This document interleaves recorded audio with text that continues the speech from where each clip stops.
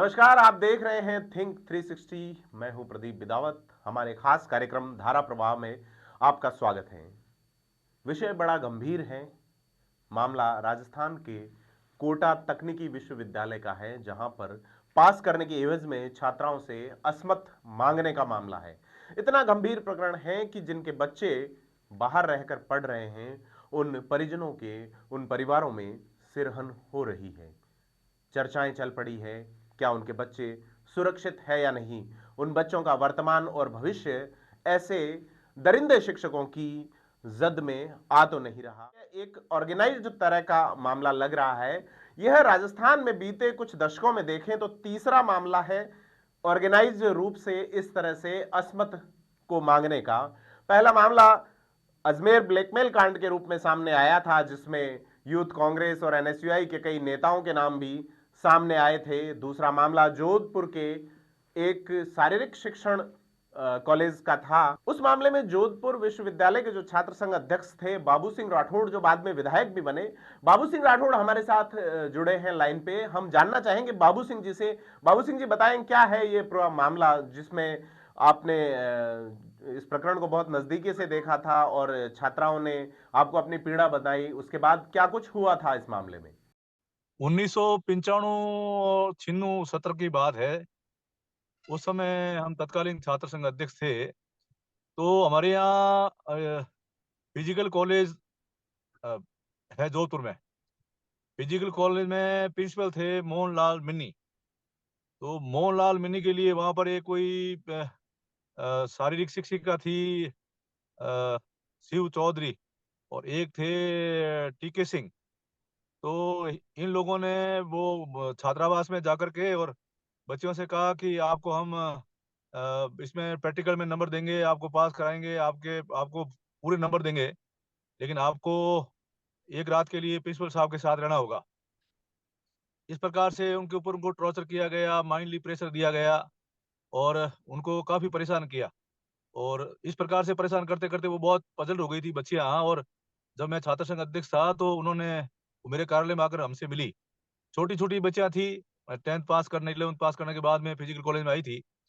तो हमारी बहनें हैं, छोटी बहनें थी, और वो गिड़गिड़ा कर रोने लगी।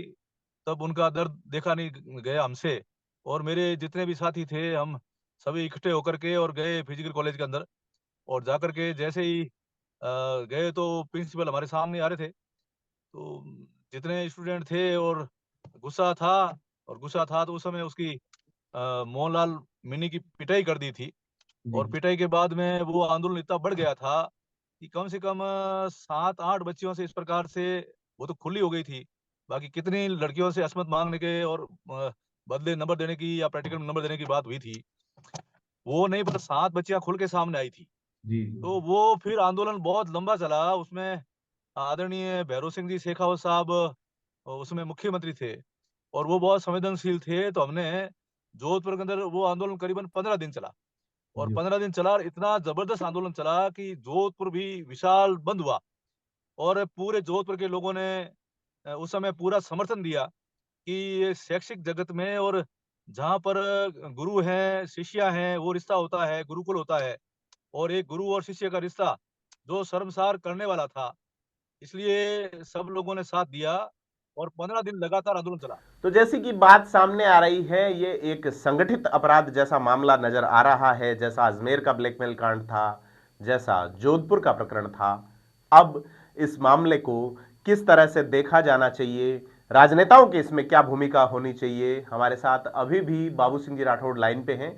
मैं बाबू सिंह जी जानना चाहूंगा, कंक्लूजन बताएं, इसमें क्या करना चाहिए?